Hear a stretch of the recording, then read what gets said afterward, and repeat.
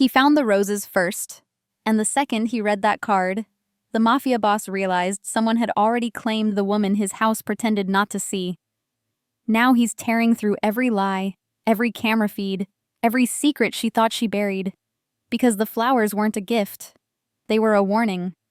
And the man who sent them isn't done yet. The morning began like every other at the Vance estate. Quiet, precise, on time. Avery Brooks unlocked the linen closet, checked the silver inventory, and signed for the first delivery. Fresh linens, specialty soaps, imported coffee, crystal polish. At the bottom of the crate, a long white box tied with crimson ribbon. She frowned. No vendor sticker, no invoice, just her name written by hand. For Avery. Nobody sent her anything. Avery was the kind of worker who made rooms look ready and then stepped out of the frame. She polished mirrors at dawn, arranged guest suites so they felt lived in but untouched, and moved like a shadow through the marble halls. A year here had taught her the safest rule. Be useful. Be quiet. Be gone before the boss enters. Still, her hands lifted the lid. Inside were 12 red roses, deep and perfect, dew beating on the petals. The scent reached her first, clean and sweet, almost too deliberate. A small white card lay between the stems. She picked it up and read the single line. For the girl this house pretends not to see. Her fingers tightened around the card. The words landed too neatly, like someone had been standing in the corridor with her all year, watching her disappear. Footsteps sounded in the hallway. She set the card down. Who delivered that? The voice was even, not loud, but it filled the space. Caspian Vance stood in the doorway, charcoal suit, sleeves rolled to the forearms, dark hair swept back, tie loosened at the collar. He didn't need to raise his voice to change the air in a room. He just arrived, and everything lined up. It was in the delivery crate, Avery said. I didn't order it. His eyes moved to the label, then to her face, then back to the flowers. Sharp. Calculating. Show me the card. She handed it over. He read it once, jaw set, then again. A muscle twitched in his temple. He folded the card in half, then in half again, crushing it between his fingers. This house has cameras on every gate, he said. No one leaves a package without being logged. I believe you. That's not the point. He lifted one rose, pressed the bloom between his fingers until petals loosened and fell onto the marble floor. Marcus Hayes, the head of security, arrived almost before his name finished. The man wore tactical black and the kind of calm that doesn't break under gunfire. Boss. Pull footage from midnight to 6, Caspian said. All gates, all service entrances. I want whoever carried this. Marcus took the crumpled card with a gloved hand, glanced at the box and nodded. Copy. When the door closed behind him, silence held. Avery kept her gaze on the counter, the way staff was trained to do, but she felt Caspian's attention, direct and close, like a blade held to skin. Does anyone outside this house know where you work? He asked. No, family, my brother. He's in college upstate. He doesn't share details. Friends? She hesitated. I keep to myself. He accepted that with a short nod. From now on, you stay inside the main house. No back gate, no side door. If a vendor speaks to you, call security first. I didn't do anything wrong. This isn't punishment, he said. It's protection. He turned, stopped, and looked back once more. The look wasn't soft. It was assessment and promise in the same breath. Then he left. Hey, if this story touches your heart even a little, go ahead and subscribe. Join our family of hope and love, and tell us in the comments where you're watching from. Let's share this journey together. Avery breathed out only when he was gone. She gathered the fallen petals and put them in the waste bin. She should have thrown the bouquet away, but the handwriting on the card kept tugging at something in her memory. An old office in Ohio. Notes that appeared on her desk with the same slanted letters. 2 weeks after the first note, her manager disappeared with client files. Federal agents had asked questions. Rumors had teeth. She left the state and never looked back. She slid the roses into the bottom shelf of the walk-in pantry, behind the crates of imported oils, where no one would think to look. Caspian didn't ask permission. He simply moved her. By midday, her few belongings had been transferred from the staff quarters to a guest suite on the 3rd floor. West wing, marble bath, tall windows with iron latticework that looked decorative until you tested the lock. Avery stood in the center of the room, arms crossed, watching 2 men in tactical gear install motion sensors along the doorframe. Marcus appeared last, holding a small black device the size of a car fob. "Panic button," he said. "Press it. I'm there in 90 seconds. Wear it." She took it. The weight felt like a chain. When they left, she tried the window, locked from the outside. The balcony door had been sealed with a magnetic strip that blinked red when she touched the handle. She could see the gardens from here, the service gate where deliveries came through, the gravel path she used to walk every morning before dawn. Now it was just scenery. Dinner arrived at 7. Not a tray. A table set for 2, rolled in by staff who wouldn't meet her eyes. White linens, silver flatware, wine she didn't drink. She sat alone for 10 minutes before Caspian entered, jacket off, shirt sleeves still rolled, looking like he'd just stepped out of a meeting where someone lost everything. He sat across from her without ceremony. "You haven't touched the food." "I'm not hungry." "Eat anyway." She didn't move. He poured wine into her glass, then his own, and leaned back in his chair. The silence stretched until it started to ache. "You think I'm overreacting?" he said. "I think you're holding me prisoner. I'm keeping you alive. You don't even know if there's a threat." His jaw tightened. "Someone walked past my security, left roses with your name, and wrote a message that says they've been watching you. That's not a love letter, Avery. That's a promise." She wanted to argue, but the words stuck. Because he wasn't wrong. The handwriting, the timing, the way it felt like history repeating itself in a different house, a different state, with the same cold dread creeping up her spine. Caspian set his glass down, eyes locked on hers. "Until I know who sent that, you don't leave this wing. You don't answer the door. You don't speak to anyone I haven't cleared." He paused, voice dropping lower. "And you don't lie to me again." "I didn't." "You're hiding something." He stood, circling the table slowly, stopping just behind her chair. His voice came close to her ear. "I can feel it." Her pulse hammered. He leaned down, one hand braced on the armrest beside her. "You're mine now, Avery. My house, my protection, my problem to solve." T. Marcus returned at dawn with a tablet and a face that said nothing good.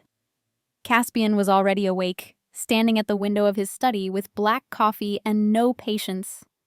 He'd been up since 3, running scenarios, pulling files, making calls to people who didn't take calls at that hour unless it mattered. "Show me." Marcus set the tablet on the desk and tapped the screen. Grainy footage appeared. Loading dock. 4:47 a.m. A black sedan with no plates. A man stepped out, tall, lean, moving with the kind of confidence that comes from knowing cameras won't stop you. He wore a dark coat, gloves, and a cap pulled low. He carried a white box tied with ribbon. The man placed it inside the delivery crate, adjusted the lid, and turned back toward the car. That's when the light caught his hand. Marcus froze the frame and zoomed in. On the man's right ring finger, a silver band with an engraved insignia. Sharp angles, geometric, unmistakable. Caspian's expression didn't change, but his knuckles went white around the coffee cup. Slade. Marcus nodded. Gideon Slade. Confirmed by the ring. Custom piece, only one made. He wore it at the Montreal deal last year. Caspian set the cup down slowly, carefully, like he was restraining himself from throwing it through the window. Gideon Slade. Investment broker turned predator. The kind of man who smiled in boardrooms and burned businesses from the inside out. They'd clashed twice before. Once over a failing tech firm Caspian had been restructuring. Once over a contract Slade tried to poach with forged signatures. Both times, Caspian had won. Both times, Slade had walked away smiling like he'd already planned the next move. He knows her, Caspian said. Or knows someone who does. Either way, he's in my house. His voice dropped, cold and flat. And he's using her to get to me. Marcus shifted his weight, the closest he ever came to showing concern. You want him brought in? Not yet. I want to know what he wants first. Caspian picked up the tablet, studied the frame again. Pull everything, financials, travel logs, phone records. If he's been tracking her, there's a trail. And the girl? Caspian's jaw tightened. She stays where she is. Marcus left without another word. Caspian stood alone in the study, staring at the frozen image of Slade's hand, that damned ring glinting in the low light like a signature on a threat. He thought about Avery. Quiet, careful, always 2 steps back from the edge of the room. She'd worked here a year and he'd barely noticed her until yesterday. Now, someone else had noticed her first, and that someone was Gideon Slade. He climbed the stairs to the West Wing, knocked once, and entered without waiting. Avery turned from the window, still wearing yesterday's clothes. Panic button clipped to her belt. We need to talk, Caspian said. About what? Your past. He stepped closer. If it's reaching for you in my house, we cut its hand off. Then he left, and the door locked behind him with a quiet, final click. The phone appeared on her breakfast tray. Avery stared at it. Cheap flip phone, no carrier logo, just black plastic and a blinking green light. She hadn't ordered breakfast. Hadn't heard anyone enter. The door was still locked from the outside, the motion sensors still armed. But there it sat, next to the coffee she wouldn't drink and the toast she wouldn't eat. She picked it up with shaking hands. One new message. Tell him what you took. Her breath caught. The room tilted. She dropped the phone like it had burned her, watched it clatter onto the marble floor. Screen still glowing with those 5 words. Someone had been in this room. Past Marcus, past the sensors, past Caspian's entire security apparatus. She pressed the panic button. Marcus arrived in 80 seconds. Caspian was right behind him. What happened? Caspian's eyes swept the room, landed on the phone, then on her face. He saw it immediately, the fear she couldn't hide anymore. She pointed at the phone without speaking. Marcus picked it up with a gloved hand, read the message, and exchanged a look with Caspian that needed no translation. Clear the wing, Caspian said. I want every access point checked. Now. Marcus left. The door locked again. Caspian stood in the center of the room, hands in his pockets, watching her like she was a puzzle he was done trying to solve gently. What did you take? Avery? I didn't. Don't. His voice cut through the air. Someone just walked past armed guards to leave you a phone in a locked room. That's not a bluff. That's a countdown. He stepped closer. So I'll ask you one more time. What did you take? Her throat closed. She'd buried this so deep she'd almost convinced herself it wasn't real anymore.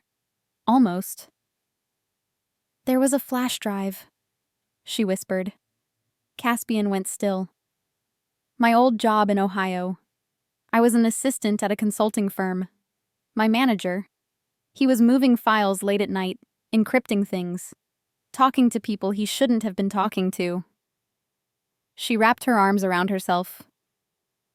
The night before the feds showed up, I found a drive in his desk. I didn't know what was on it. I took it. I thought it was insurance. Where is it now? Hidden. Safe. Where? She hesitated too long. He closed the distance between them in 2 steps, caught her chin, forced her to meet his eyes. If Slade knows about that drive, he's not here for me. He's here for whatever's on it. And if you don't tell me where it is right now, I can't stop what's coming. His grip wasn't rough, but it was absolute. It's in my brother's dorm room, she said. Taped under his desk drawer. He doesn't know it's there. Caspian released her, pulled out his phone and made a call. Get me a team to Syracuse. Now. The brother wasn't in Syracuse. Marcus pulled the information in under an hour. Tyler Brooks had transferred mid-semester to a community college in Queens, sharing a basement apartment with 2 roommates near a church with peeling paint and iron bars on the windows. Caspian didn't ask why the kid had moved. He didn't care. He just needed the drive.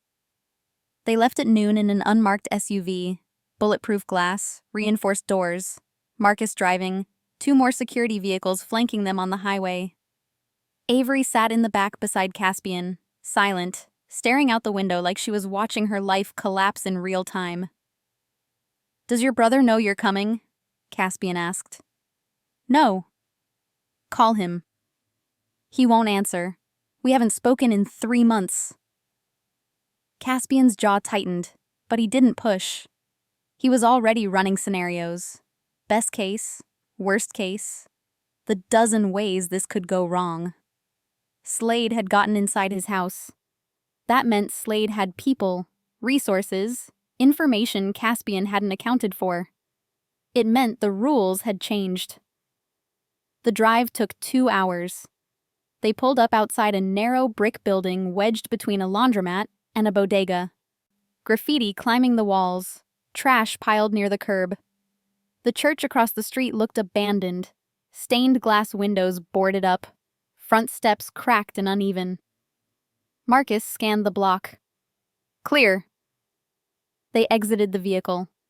Avery led the way down a set of concrete stairs to a basement door with a broken buzzer. She knocked twice. No answer. She tried the handle. Unlocked. Inside, the apartment was dim and cramped. Sagging couch, thrift store furniture, the smell of old takeout and cheap detergent. A laptop sat open on a folding table. Screen dark. Sneakers lined the wall. No one home. Which room? Caspian asked. Avery pointed to a door on the left. That one. The room was small. Twin bed, desk made from particle board, textbooks stacked in a corner. Avery knelt beside the desk, reached underneath, and felt along the underside of the drawer. Her fingers found tape, pulled, and came away with a small black flash drive. She held it up. Caspian took it, turned it over in his palm. Such a small thing. Such a large problem. That's when the glass shattered.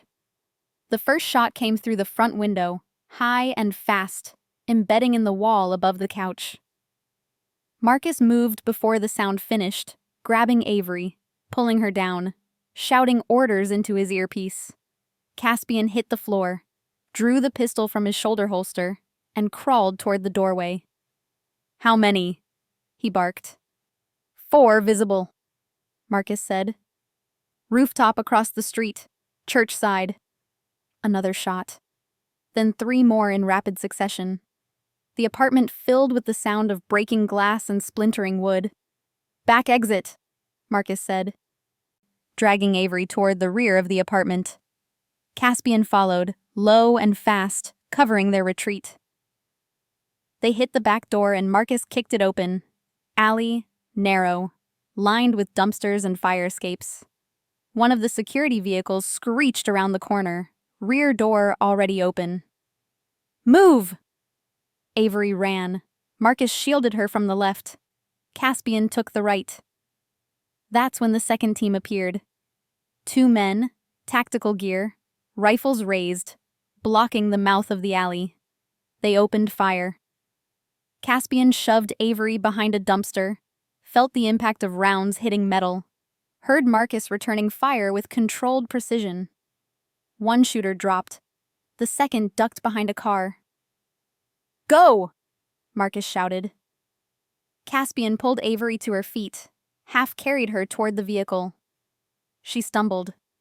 He caught her, wrapped his arm around her waist, and pushed her through the open door. He dove in after her as Marcus laid down cover fire, and the driver floored it. Tires screamed. The vehicle lurched forward. Bullets sparked off the reinforced frame. Caspian pressed Avery down into the seat, his body covering hers. One hand braced against the door, the other still gripping his weapon. He felt her breathing, fast, shallow, terrified. He felt the heat of the rounds passing too close. He felt the second her trembling stopped and she just went still beneath him, shock setting in. "Stay down," he said into her hair. They didn't stop until they were 10 blocks away, switching vehicles twice, running counter-surveillance the entire route back. By the time they reached the estate, the sun was setting and Avery hadn't said a word. Caspian walked her inside, handed her off to a medic who checked her for injuries, and disappeared into his study with the flash drive and a laptop that wasn't connected to any network. Marcus stood guard at the door while Caspian opened the files. It took 20 minutes to crack the encryption. Another 10 to understand what he was looking at. Financial records, shell companies, wire transfers moving through 6 countries, names, politicians, judges, CEOs, dates that lined up with scandals that had been buried, investigations that had gone cold, fortunes that had changed hands overnight. And at the center of it all, one name repeated across every document: Gideon Slade. Caspian sat back, stared at the screen, and felt something cold and final settle in his chest. This wasn't just leverage. This was a kill switch. Evidence that could dismantle Slade's entire empire, send dozens of people to prison, and burn through every connection he'd spent years building. No wonder Slade wanted it back. No wonder he'd sent flowers. Caspian closed the laptop, stood, and walked to the window. Outside, the estate was lit and guarded, every gate monitored, every entrance secured. It didn't feel like enough anymore. He thought about Avery, pressed down in the back of that vehicle, his weight holding her in place while bullets tore through the air around them.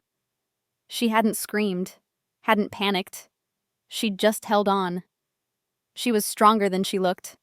And Slade had made a critical mistake. He'd shown Caspian exactly how far he was willing to go.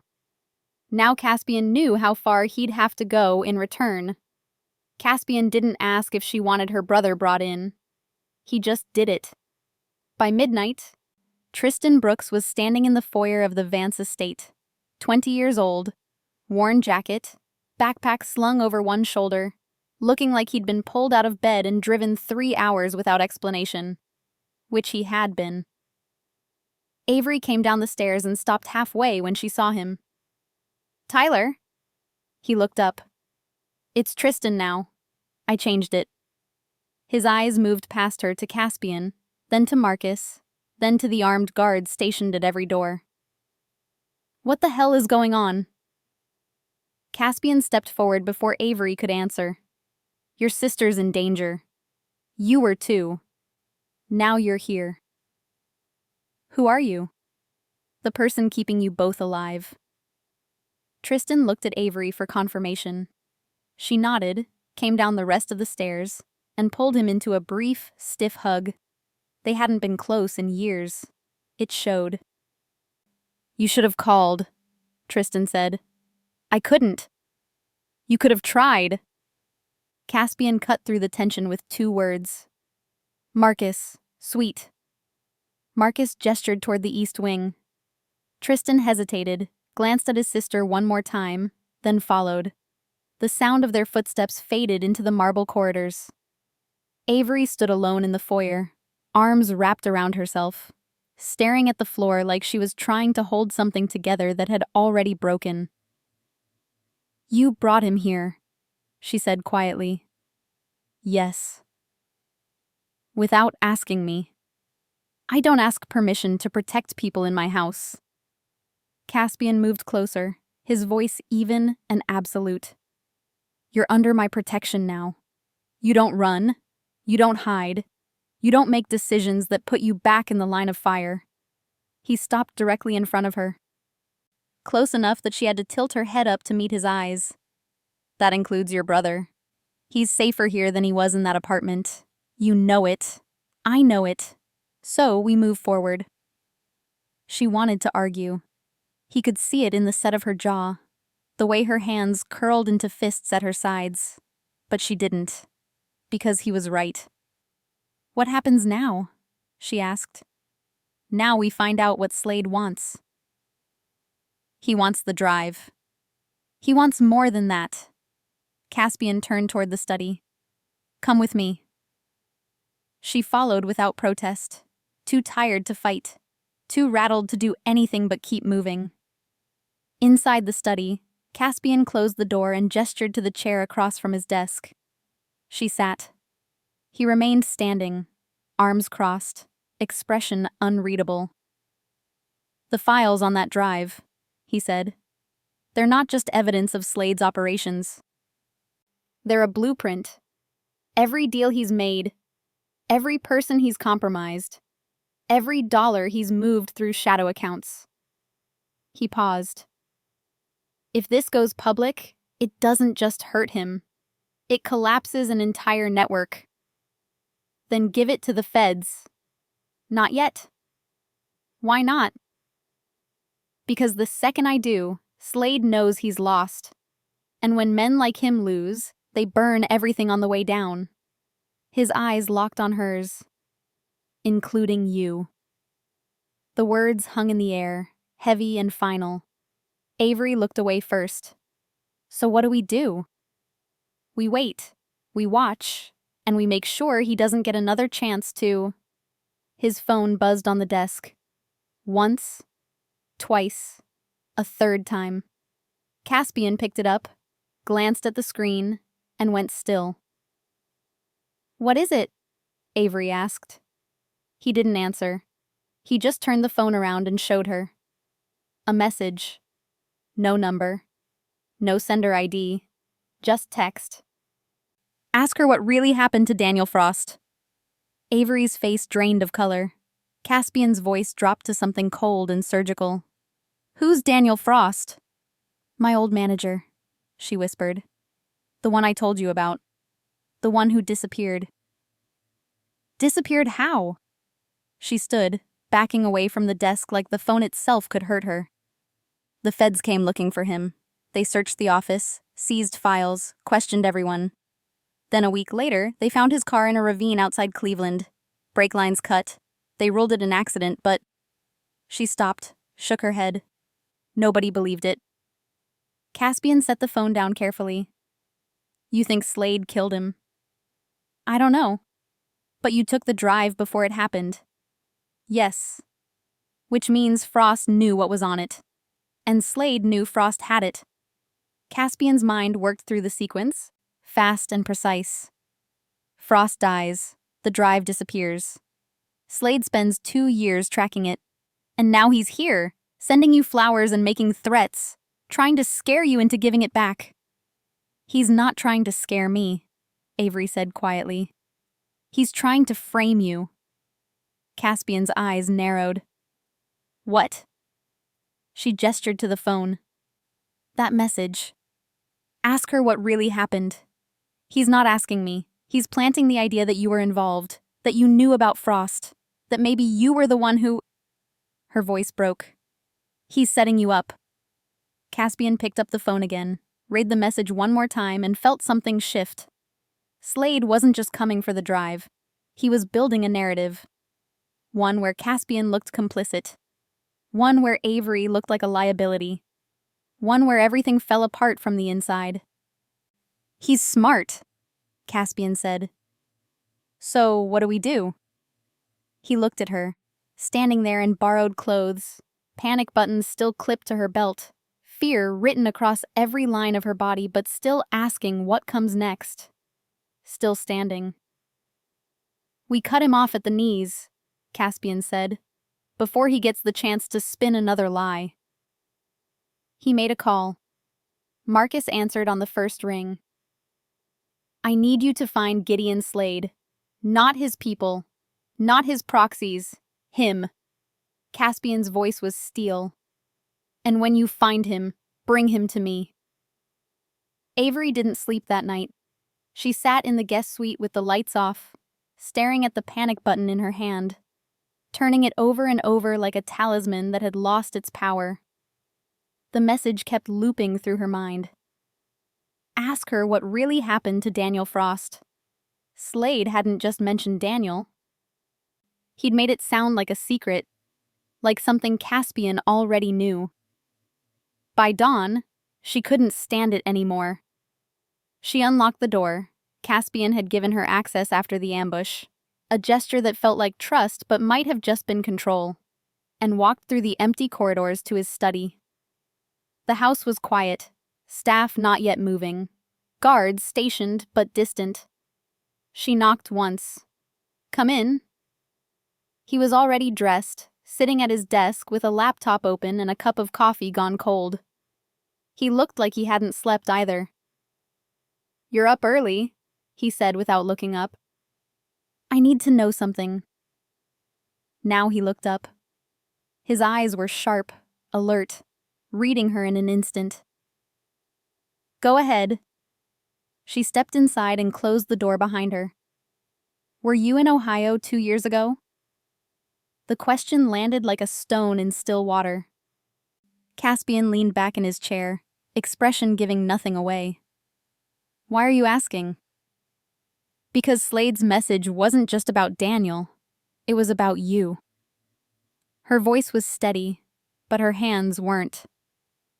He's saying you were involved, that you knew something, that maybe you did something. She moved closer to the desk. So I'm asking you directly, were you in Ohio when Daniel Frost died? Silence. It stretched too long. Yes, Caspian said finally. The air left the room. Avery took a step back, her chest tightening. Why? I was consulting for a firm in Cleveland. Fraud investigation, corporate restructuring. Frost's company was on my list.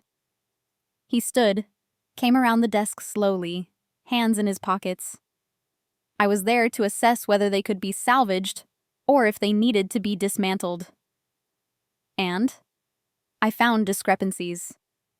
Money moving offshore, files being scrubbed, communications being encrypted. I started pulling threads. He stopped a few feet from her. Then Frost disappeared. You found him. It wasn't a question. Caspian's jaw tightened. I found his car first.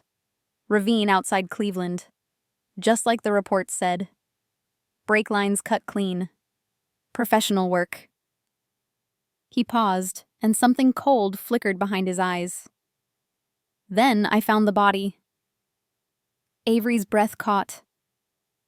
He'd been moved, Caspian continued. Dumped in a service road behind an industrial park. Someone wanted him gone, but didn't care if he was found eventually. I called it in anonymously, but by the time the authorities arrived, I was already gone. Why didn't you stay? Why didn't you tell them what you knew? Because I wasn't there in any official capacity. I had no legal standing, no authority, and no evidence that would hold up without exposing my clients. His voice hardened. And because whoever killed Frost was still out there, staying would have painted a target on my back and accomplished nothing. So you just left. I buried what was left of the investigation, wiped my presence from the records, made sure no one could trace me back to that scene. He met her gaze without flinching. I did what I had to do to survive. Avery stared at him, trying to process it, trying to find the line between pragmatism and guilt. You covered it up. I protected myself. There's a difference. Is there? Her voice rose. Daniel is dead. Someone killed him. And you just walked away. What would you have had me do? Caspian's tone didn't rise, but it sharpened. Go to the police with half a story and no proof? Get dragged into a federal investigation that would have ended my career and solved nothing? Or worse, get killed by whoever was cleaning up loose ends? You could have tried. I did try. He stepped closer, and she felt the weight of his presence, the intensity that made rooms tilt in his direction. I spent 6 months after that tracking the money, following leads, trying to figure out who ordered the hit. Every trail led to shell companies and dead ends. I hit walls I couldn't break through, so I moved on. You gave up. I stayed alive. His eyes locked on hers, which is more than Frost managed. The words hit like a slap. Avery turned away, wrapping her arms around herself, trying to hold the pieces together. She'd worked for Daniel, trusted him, in her own cautious way. When he'd disappeared, she'd told herself it was just bad luck, then bad choices, bad timing. Now she knew it was murder, and Caspian had been there, had seen it, had walked away. Why didn't you tell me? She asked quietly. Because it didn't matter until Slade made it matter. It mattered to me. Would it have changed anything? His voice softened, just barely. If I'd told you the first day you walked into this house that I'd been in Ohio, that I'd found your boss's body, that I'd buried my involvement, would you have trusted me more? Or would you have run? She didn't answer. Because he was right. She would have run. I'm not a good man, Avery. Caspian's voice was low, deliberate. I've made choices that kept me alive and cost other people everything. I've buried secrets and burned bridges and done things I can't take back. He paused. But I've never lied to you. Not once. And I won't start now. She turned back to face him. You didn't lie. You just didn't tell me the truth. Is there a difference? Yes. He studied her for a long moment, and something unreadable passed across his face. Not regret. Not quite, but close. You want to leave, he said. It wasn't a question. I don't know what I want, she admitted. I don't know if I can trust you. I don't know if staying here makes me safer or just makes me complicit in whatever you're hiding. Then let me make it simple. Caspian closed the distance between them, his voice dropping to something quiet and absolute. Slade knows you have the drive. He knows you're here. He knows I'm protecting you. If you leave, he'll find you within a day. And when he does, there won't be anyone standing between you and whatever he's planning. So I'm trapped. You're protected. Same thing. No. His hand came up, not touching her, just hovering near her shoulder like an anchor she could reach for if she wanted. Trapped means you have no choice. Protected means I'm giving you one. Stay. Let me finish this. Let me deal with Slade and make sure that drive never gets used against you. He paused. Or leave and take your chances. Avery looked at him, this man who'd found a body and walked away, who'd built walls so high nothing could reach him, who was now standing in front of her offering something that looked like safety, but felt like a cage. She should leave. She knew that. But when she opened her mouth, what came out was, I'll stay. Caspian nodded once, as if he'd known all along what she'd choose. Good, he said, because we're not done yet. The meet was set for midnight at Pier 9, an abandoned shipping dock on the Hudson. No cameras, no witnesses, just rusted freight containers and black water stretching into darkness. Caspian chose it because the sightlines were clean, and Marcus could position men on 3 sides without being seen. Slade chose it because he knew Caspian would come alone anyway. Marcus argued against it for 20 minutes straight. This is a setup. He's not negotiating. He's not trading. He's ending this. I know, Caspian said. Then don't go. He has leverage now. If I don't show, he uses it. What leverage? The drive's encrypted. We have copies. He's got nothing. Caspian looked at him. He has Tristan. The words landed heavy. Marcus went still. When? 2 hours ago. He walked out of the east wing to get air. Never came back. Caspian's voice was flat, controlled, but underneath it was something cold and final. Security footage shows a van. No plates. Gone in 90 seconds. You're sure it's Slade? Caspian handed him his phone. The message was simple.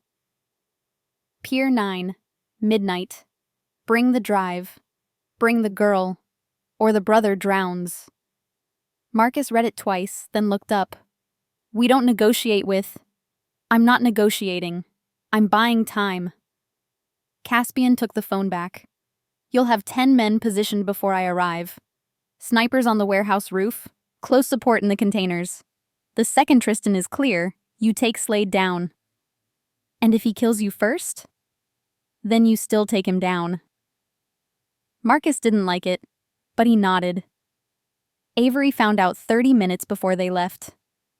She was in the sitting room adjacent to her suite when Caspian walked in, already dressed in black tactical gear, shoulder holster visible, expressions set like carved stone. Where's Tristan? She asked. Slade has him. The blood drained from her face. What? He was taken 2 hours ago. Slade wants the drive. He wants you. And he's using your brother as collateral. Caspian moved to the window, checked his watch. I'm meeting him at Pier 9 in 40 minutes. Then I'm coming with you. No. He asked for me. I don't care what he asked for. Caspian turned and his voice was steel. You stay here. You stay safe. I get Tristan back. And if you don't? He didn't answer. Avery crossed the room in 3 steps and grabbed his arm. If you don't come back, I lose both of you. So don't tell me to stay here and wait. Don't tell me I'm safer locked in this house while my brother drowns because of something I did 2 years ago. Caspian looked down at her hand on his arm, then at her face. For a moment, something shifted in his expression, something that looked almost like hesitation. If you come, he said quietly, you follow every order I give. No questions, no arguments. You do exactly what I say, when I say it. I will. And if it goes wrong, if Slade gets the upper hand, you run. You don't look back. You don't wait for me. You run, and you let Marcus get you out. She nodded. Say it. I'll run. He held her gaze for 3 more seconds, then stepped back and gestured toward the door. Let's go. The drive to Pier 9 took 25 minutes. Avery sat in the back of the SUV beside Caspian, watching the city lights blur past. Feeling the weight of the panic button still clipped to her belt. Marcus was in the front seat, coordinating with his team through an earpiece, his voice low and clipped. Positions confirmed. Snipers ready. Close support in place. Caspian checked his weapon one more time, then slid it back into the holster. He didn't speak. Didn't look at her. Just stared out the window like he was calculating odds and accepting whatever numbers came back. They pulled up to the pier at 11:57 p.m. The place was exactly as desolate as promised. Empty lots, rusted machinery, water lapping against rotted pilings. A single floodlight illuminated the center of the dock, and standing beneath it, flanked by 4 men in tactical gear, was Gideon Slade. He looked exactly like his file photo. Tall, lean, silver hair swept back, wearing a tailored coat like he was attending the opera instead of a gunfight. He smiled when he saw the SUV approach. Caspian got out first. Avery followed, staying close behind him. Slade's smile widened. Caspian Vance, punctual as always. "Where's the boy?" Caspian's voice carried across the dock, cold and even. Slade gestured to his left. 2 more men appeared from behind a container, dragging Tristan between them. His hands were zip-tied, mouth gagged, blood on his temple. But he was alive. Avery started forward. Caspian caught her arm. "Not yet," he said. Slade's smile didn't falter. "You brought the drive?" Caspian held it up. Small black rectangle, no bigger than his thumb. "And the girl? How accommodating." Slade's eyes shifted to Avery, lingering just long enough to make his point. "Did he tell you about Ohio, Miss Brooks? About how he found your boss bleeding out in a ditch and walked away?" "He told me," Avery said. "And you still trust him?" Slade laughed, the sound soft and cruel. "Fascinating." "Enough," Caspian said. "You want the drive. I want the boy. Let's make the trade." "Oh, I don't think so." Slade's smile faded. "See, the problem with you, Vance, is that you think everything's a transaction. But some things can't be bought. Some debts can't be settled." He took a step forward. "You cost me 2 years and $40 million when you restructured that tech firm out from under me. You humiliated me in front of people who matter. And now you think you can just hand me a flash drive and walk away?" Caspian's hand moved toward his holster. Slade's men raised their weapons. "I wouldn't," Slade said. Caspian stopped. "Here's what's going to happen," Slade continued. "You're going to give me the drive. Then you're going to give me the girl. And then I'm going to decide whether the boy lives or dies based entirely on how cooperative you've been. You're not taking her. I don't need your permission." Caspian's jaw tightened. He looked at Tristan, then at Avery, then back at Slade. His mind was working fast, running scenarios, calculating angles. Then he threw the drive. Not toward Slade, toward the water. It arced through the air, spinning end over end, floodlight catching the black plastic for one brief second before it splashed into the Hudson and disappeared. Slade's face went white. "What did you—" "Marcus!" Caspian shouted. "Now!" Gunfire erupted from 3 directions at once. Slade's men scattered, returning fire. Muzzle flashes lighting up the dock like strobe lights. Caspian pulled Avery down behind a stack of pallets, drew his weapon, and started firing. Controlled bursts, precise shots, covering Marcus as he moved toward Tristan's position. Avery pressed herself against the wood, hands over her ears, the world reduced to noise and chaos and the smell of gunpowder. "Stay down!" Caspian shouted over the sound. She nodded, couldn't speak, couldn't think past the fear that her brother was still out there, still tied up, still in the line of fire. Marcus reached Tristan, cut the zip ties, and dragged him toward cover. One of Slade's men tried to intercept. Marcus put 2 rounds in his chest and kept moving. Slade was shouting orders, trying to regroup, but his men were pinned.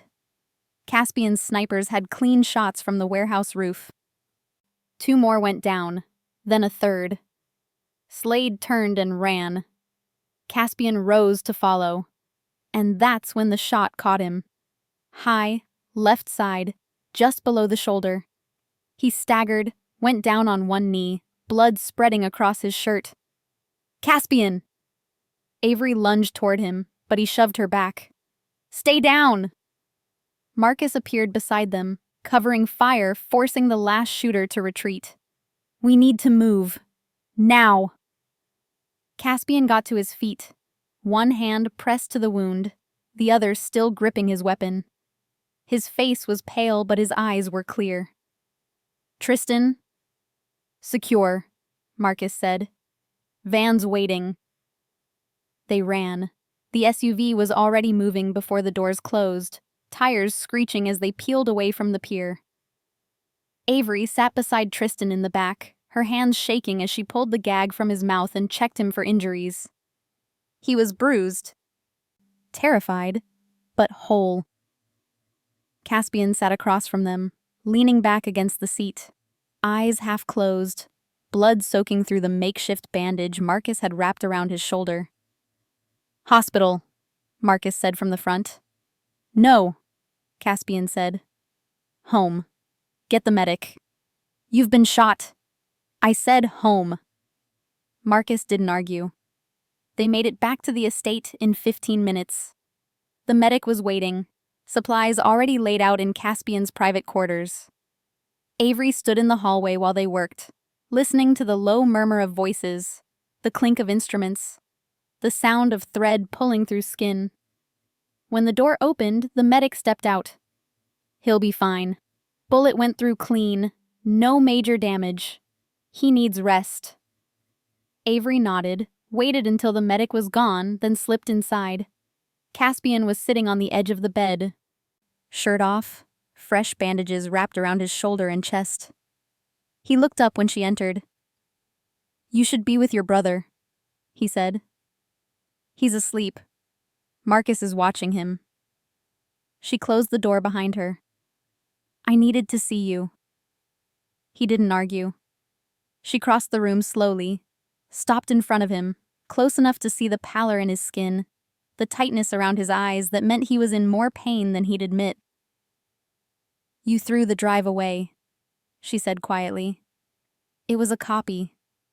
The real one's in a safe deposit box in Manhattan. You could have died. I didn't. You almost did." Her voice broke. "I watched you get shot. I watched you go down. And all I could think was that I'd lose you before I ever—" She stopped, shook her head. "Before I ever told you that I—" He reached up, caught her wrist, pulled her closer. "Say it." "I don't know what we are. I don't know if this is real or if it's just adrenaline and fear and proximity. But I know that when you went down, something in me broke." Her eyes met his. "And I know I can't lose you." Caspian pulled her down until she was sitting beside him, their faces inches apart, his hand still wrapped around her wrist. "I'd rather bleed for you than bury you," he said quietly. "Every time. No question." Then he kissed her. It wasn't gentle. It was need and relief and something rawer than either of them had words for.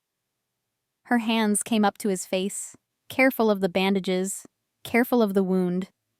His arm wrapped around her waist, holding her close, holding her like letting go wasn't an option. When they finally pulled apart, they were both breathing hard. "This doesn't fix anything," she whispered. "I know. Slade's still out there. The drive's still evidence. We're still in danger. I know. And you still lied to me about Ohio. I know." He rested his forehead against hers. "But I'm not letting you go. Not now. Not ever." She closed her eyes, felt the truth of it settle in her chest like a weight and a promise all at once. "Then we finish this," she said. "Together." "Together," he agreed. And for the first time since the roses arrived, Avery believed they might actually survive. The house felt different after the pier. Caspian recovered quickly. Too quickly, Avery thought, watching him move through the estate 3 days later with his shoulder still bandaged and his face still too pale. He didn't slow down, didn't rest, just worked through the pain like it was another problem to solve, another variable to control. Marcus ran security sweeps every 6 hours. Tristan stayed in the East Wing under constant guard, barely speaking, still processing what had happened. And Avery found herself in a strange new pattern, eating meals with Caspian, sitting across from him in the study while he worked, falling asleep on the couch in his quarters because going back to her own room felt too far away. They didn't talk about the kiss. They didn't need to. It was there in the way he looked at her when he thought she wasn't paying attention. In the way she reached for him without thinking when he stood too quickly and the wound pulled. In the silence between them that felt less like distance and more like understanding. But something was wrong. Caspian felt it first. Slade knew too much, he said on the 4th night, sitting at his desk with files spread across the surface. He knew Tristan transferred schools. He knew which dorm, which building, which room. That's not public information. Marcus stood by the window, arms crossed. He could have followed the kid. For 6 months? Without us noticing? Caspian shook his head. No, he had help. Someone inside. You're saying there's a mole. I'm saying someone's been feeding him information since the beginning. Caspian pulled up a personnel file on his laptop. The roses arrived in a delivery crate. No vendor sticker, no invoice. That means someone bypassed our inventory system. Could have been hacked. Could have. But the phone that appeared in Avery's room? That wasn't hacked. That was placed. His eyes moved to Marcus. Which means someone walked past your men, past the sensors, and left it there without being seen. Marcus's jaw tightened. You're saying it's one of mine. I'm saying it's someone with access. Someone we trust. Caspian closed the laptop. Pull the logs. Everyone who entered the West Wing the day that phone appeared. Everyone who handled deliveries the morning the roses arrived. Cross-reference with anyone who's had contact with Slade's known associates in the last 2 years. That's going to take time. Then start now. Marcus left without another word. Avery stayed in the doorway, watching Caspian stare at the closed laptop like it held answers he didn't want to find. You think someone you trust is selling you out? She said quietly. I think someone I pay is making a better deal elsewhere. He stood, winced as the movement pulled at his shoulder, and walked to the window. Trust is expensive. Loyalty's just another transaction. You don't believe that. I have to believe it. Otherwise, I'm just another fool who got betrayed by someone he should have seen coming. She crossed the room, stopped beside him. Is that what you think I am? A transaction? He turned to face her. No. Then why do you keep pushing me away? I'm not. You are. Her voice was calm but firm. You let me in after the pier. You kissed me. You told me you weren't letting go. And now you're back to walls and distance and acting like I'm just another variable to control. Caspian's jaw tightened. I'm protecting you. From Slade? From me. The words hung between them, raw and unguarded. Avery stared at him. What does that mean? He looked away, out the window, at the estate lit up like a fortress against the dark. It means everyone I've ever cared about gets hurt.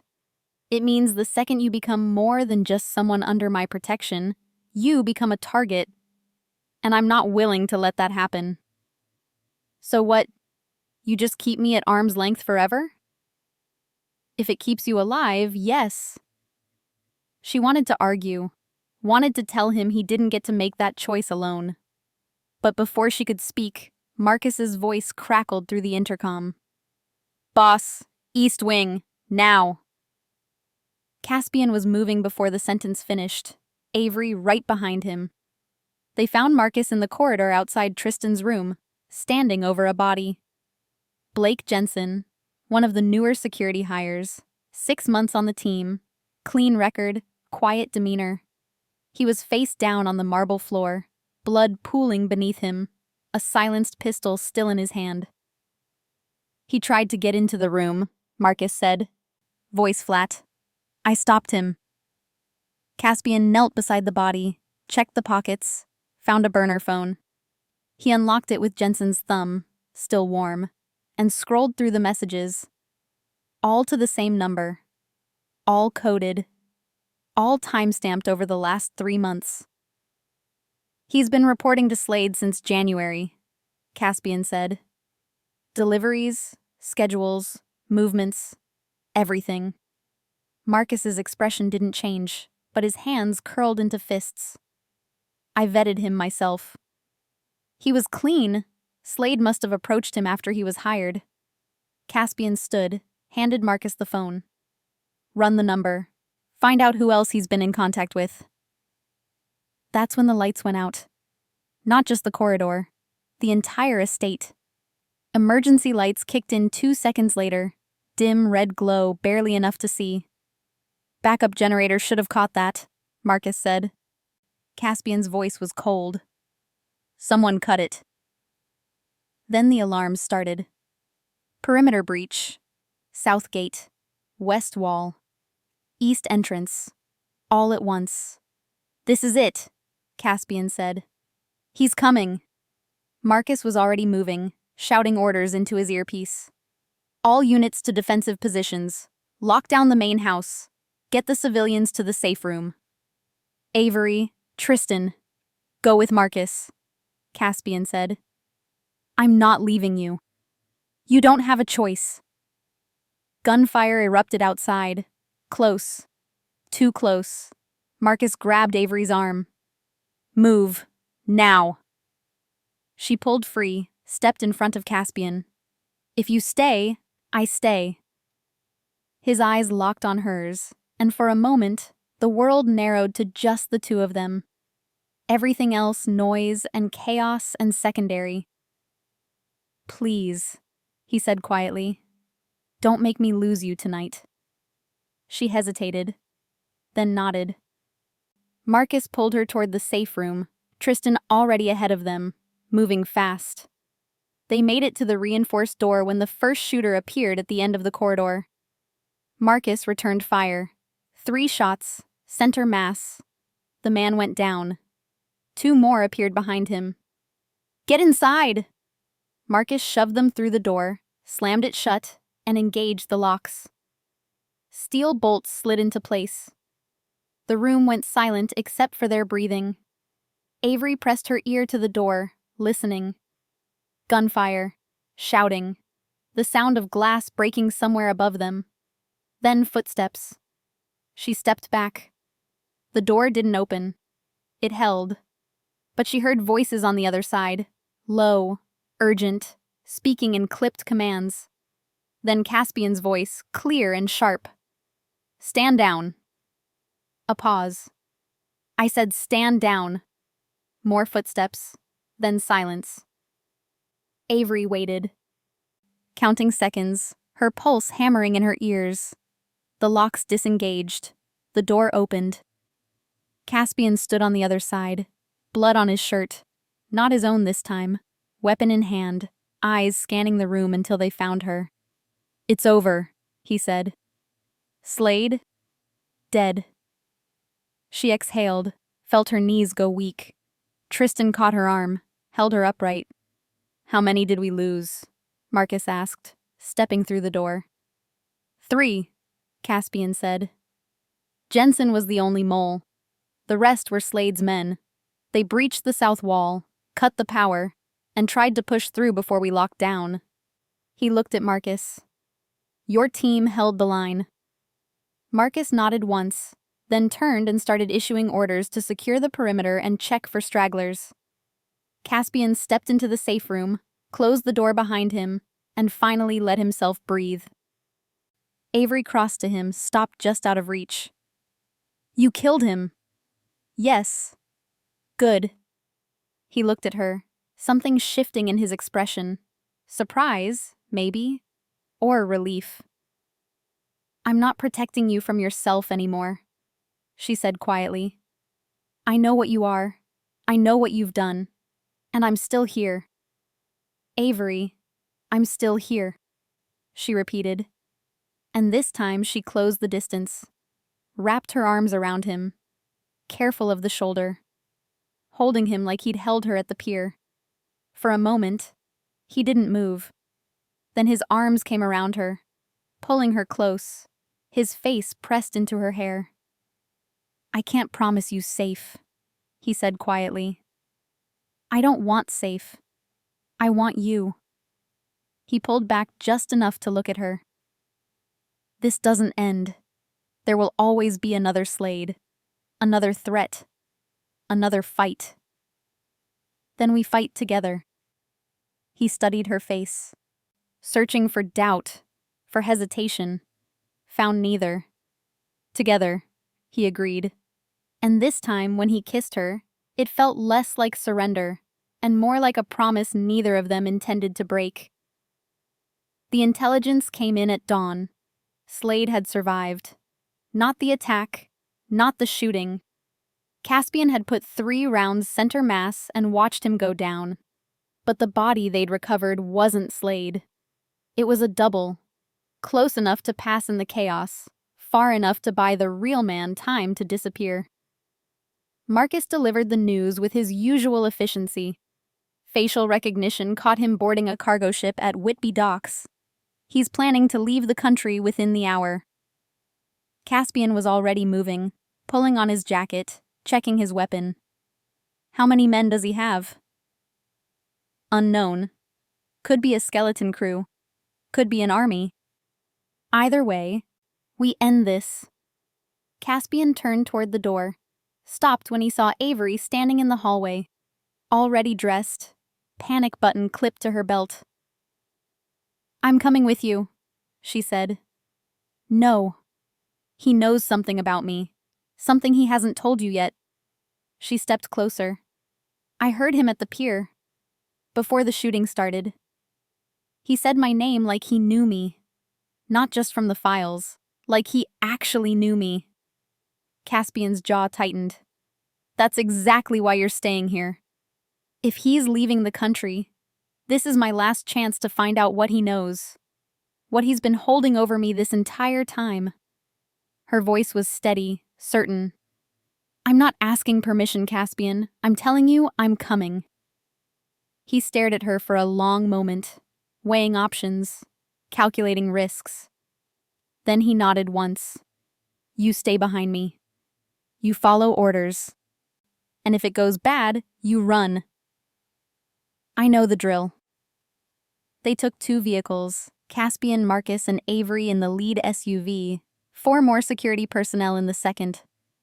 The drive to Whitby docks took 40 minutes, cutting through empty industrial roads as the sun climbed higher, casting long shadows across abandoned warehouses and rusted shipping containers. The docks were quiet when they arrived. Too quiet. Marcus scanned the area through binoculars. "Cargo ship, 3rd berth. Lights on. Engine running. I count 3 visible hostiles on deck." "Where's Slade?" Caspian asked. "Below deck. Has to be." Caspian checked his weapon one more time, looked at Avery. "Last chance to stay in the vehicle." Not taking it. They moved in formation, Marcus leading, Caspian covering Avery, the rest of the team fanning out to secure the perimeter. They reached the gangway without incident. Too easy. Caspian felt it in his bones. The first shot came from the cargo hold. Marcus dropped, rolled behind a container, returned fire. 2 more shooters appeared on the upper deck. Caspian pulled Avery down, shielding her with his body as rounds sparked off metal around them. "How many?" Caspian shouted. 6.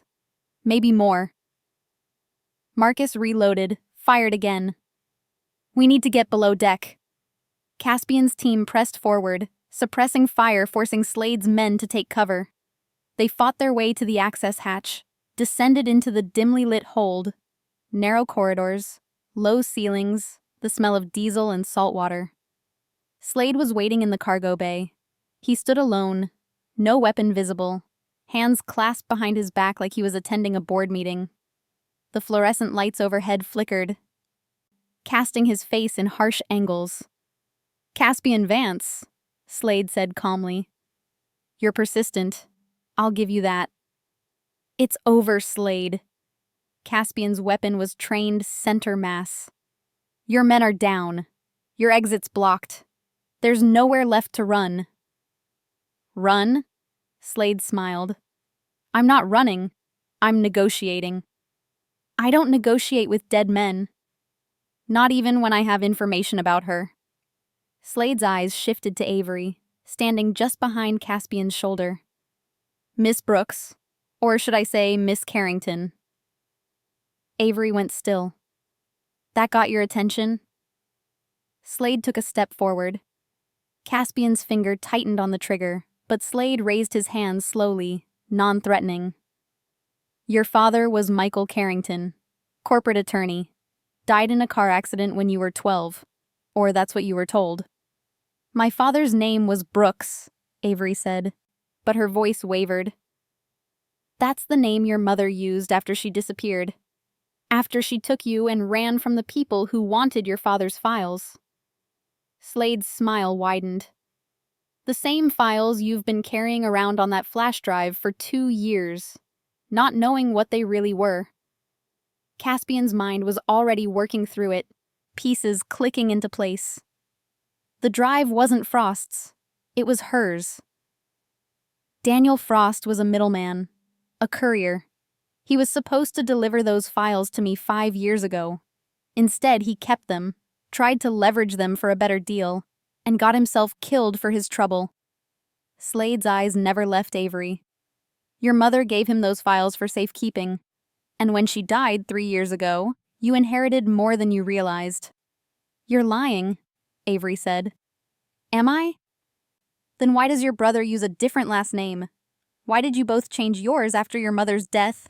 Why did she move you across 3 states in 5 years, never staying anywhere long enough to be found?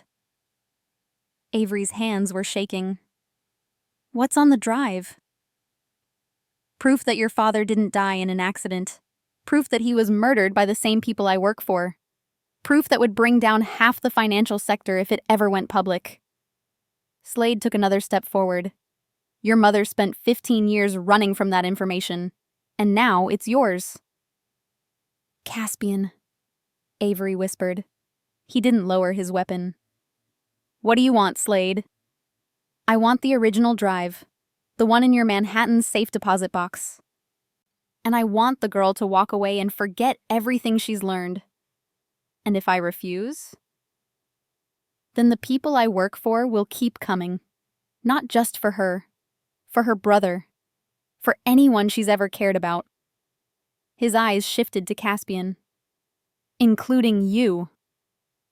Silence stretched through the cargo hold, broken only by the distant sound of water against the hull. Then Caspian lowered his weapon. No, Avery said. It's over, Caspian said quietly. He's right. If we don't end this now, they'll never stop. So what? I just walk away? Pretend I don't know who killed my father? Pretend my mother didn't spend her entire life running? You survive, Caspian said, turning to face her. You choose your life over revenge. You choose safety over justice. You choose to live. Tears burned in her eyes, but she didn't let them fall. And the drive? I'll give him the drive. I'll make the deal. And you'll be free. I don't want to be free. I know. He reached up, cupped her face with his free hand. But I'm not letting you die for this. Not when there's another way. Slade's voice cut through the moment. How touching. Do we have a deal or not? Caspian's hand dropped. He turned back to Slade, raised his weapon, and fired 3 times. The shots echoed through the cargo hold. Slade staggered backward, eyes wide with shock, blood spreading across his chest. He hit the metal wall and slid down, leaving a dark smear. No deal, Caspian said. Slade coughed, blood on his lips. They'll come for you. Let them. Caspian stepped closer, crouched down to eye level. I've been killing men like you my entire life.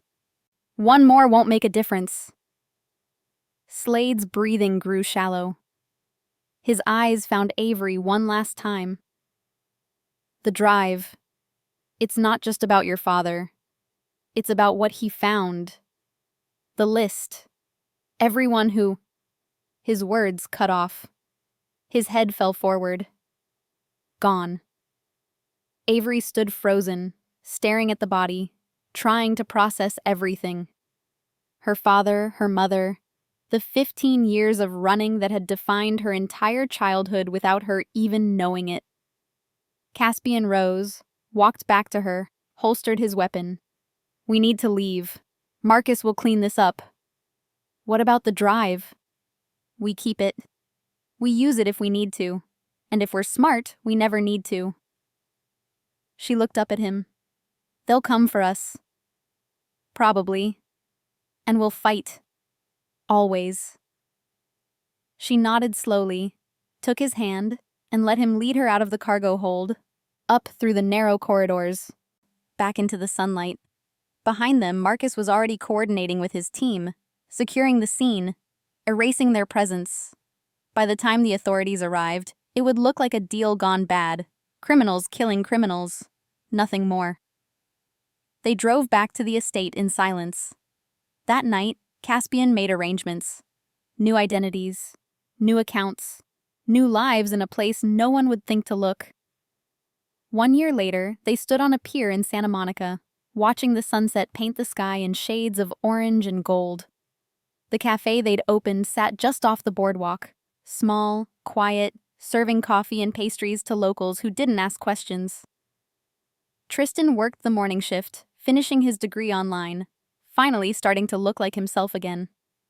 Avery wiped down tables while Caspian locked the front door, flipped the sign to closed. Good day? He asked. Quiet day, she corrected. Same thing.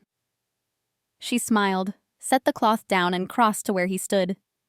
He wrapped his arms around her waist, pulled her close. Do you miss it? She asked.